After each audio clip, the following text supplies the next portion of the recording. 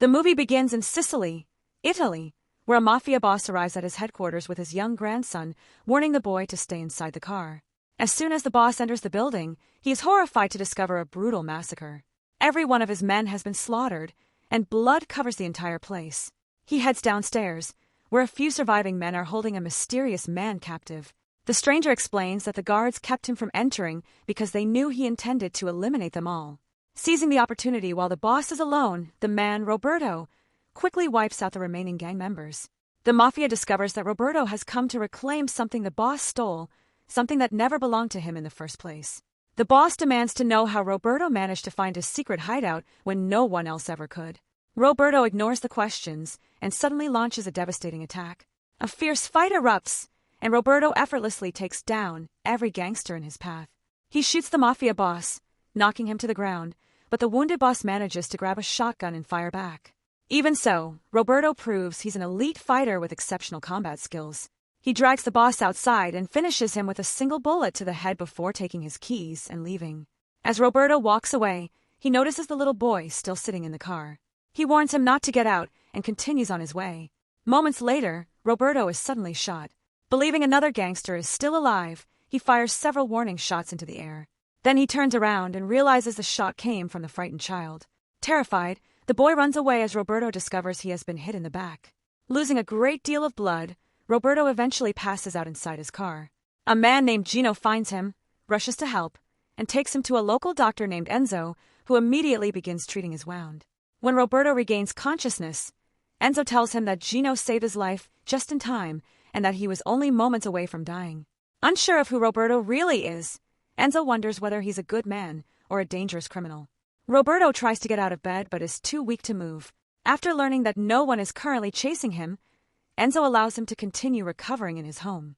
The following day, Enzo gets to know Roberto better while checking on his condition.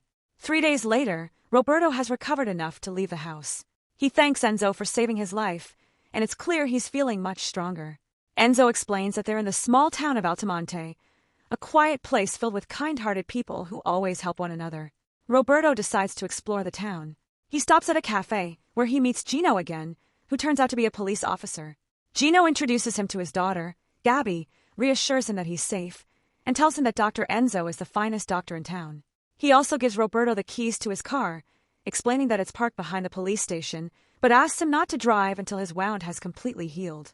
Later, Roberto secretly contacts the CIA's Financial Crimes Division and reports that a winery called Cantina, located south of Palermo, is being used to launder money smuggled from Syria while also trafficking drugs.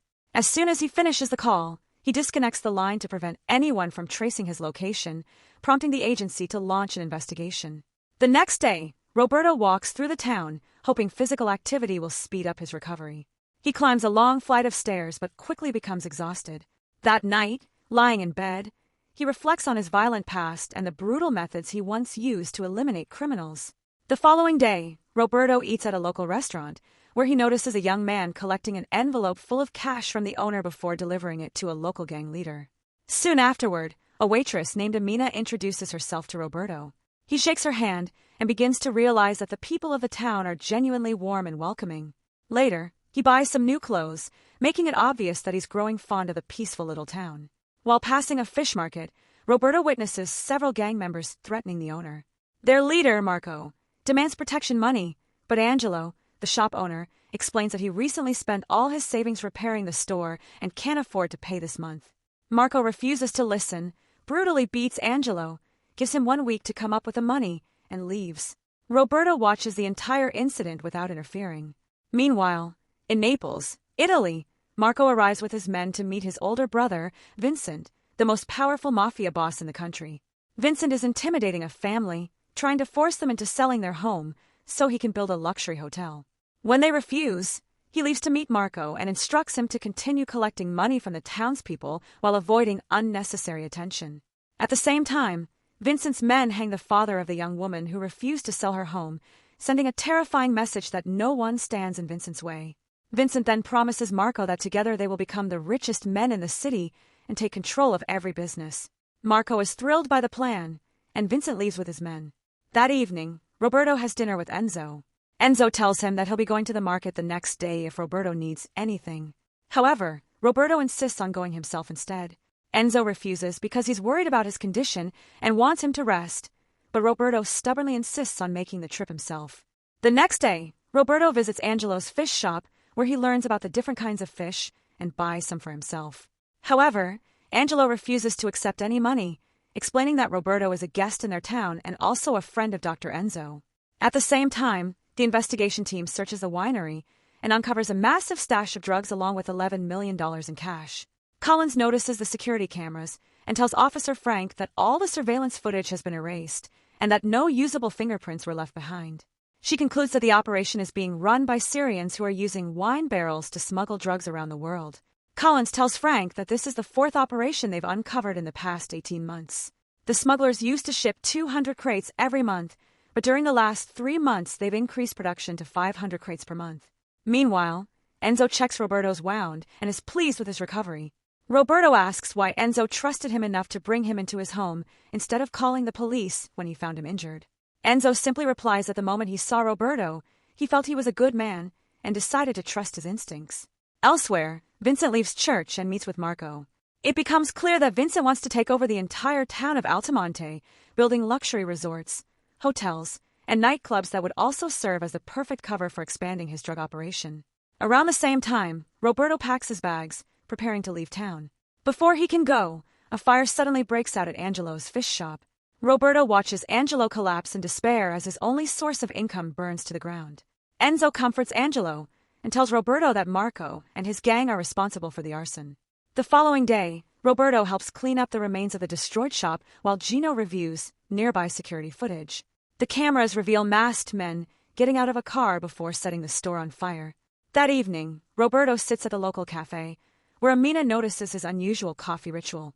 Curious, she asks why he carefully places napkins on the table before drinking.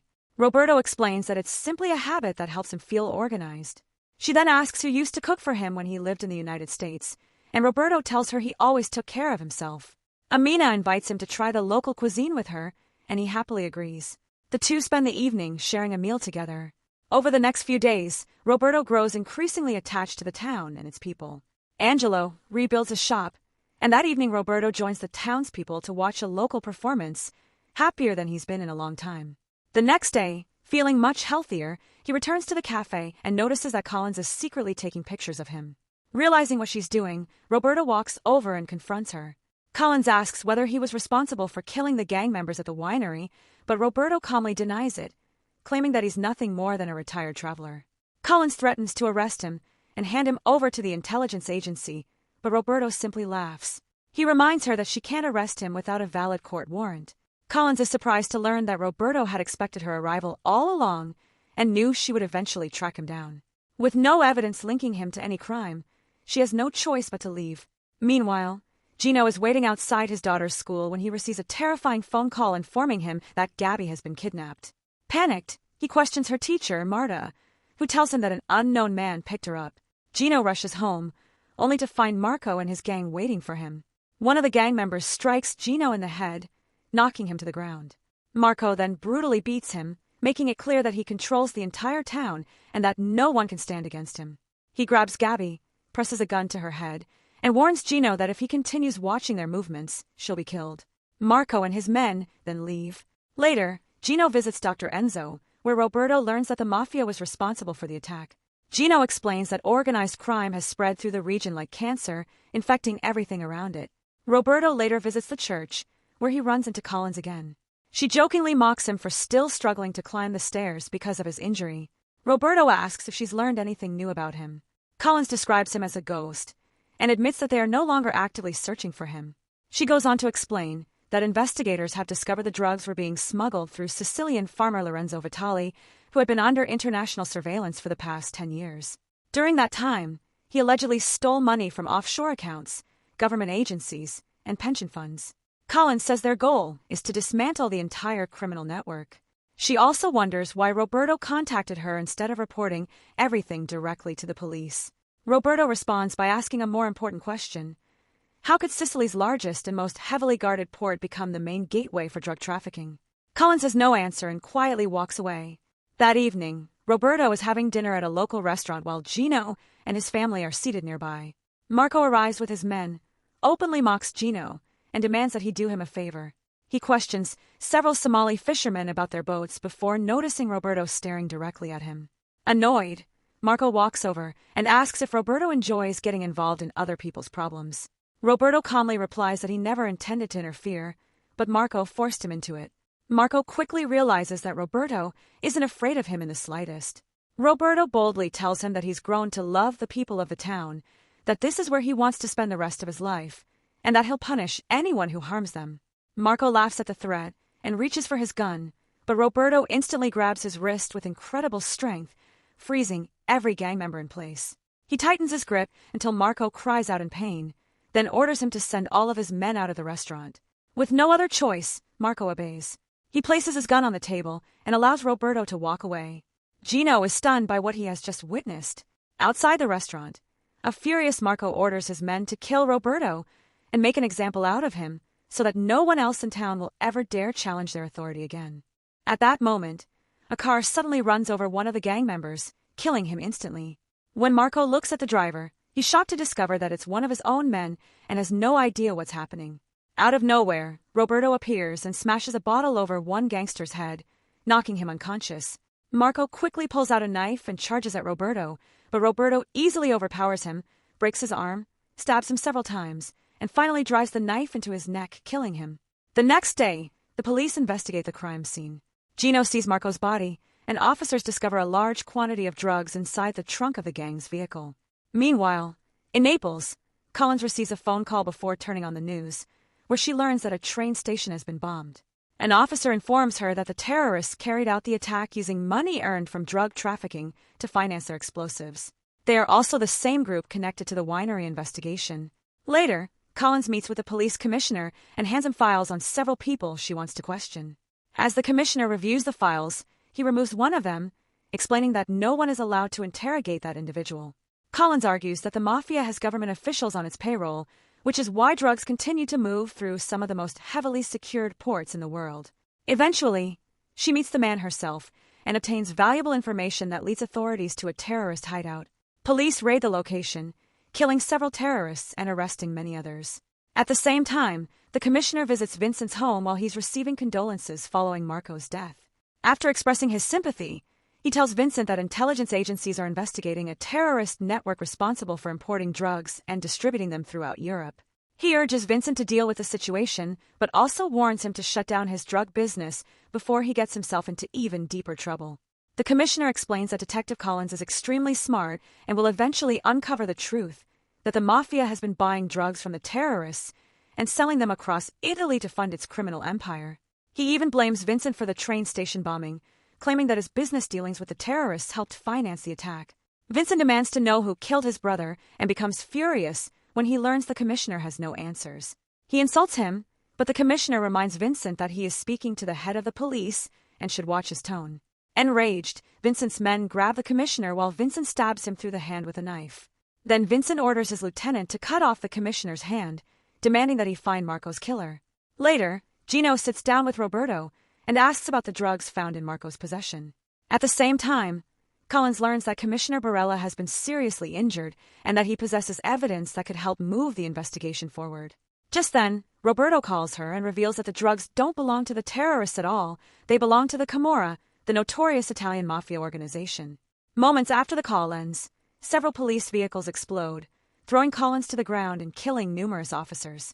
She is rushed to the hospital, where her partner Frank arrives. Together they realize that the mafia, not the terrorists, is truly behind everything that's been happening. That night, Vincent and his men arrive in Altamonte, holding Gino hostage.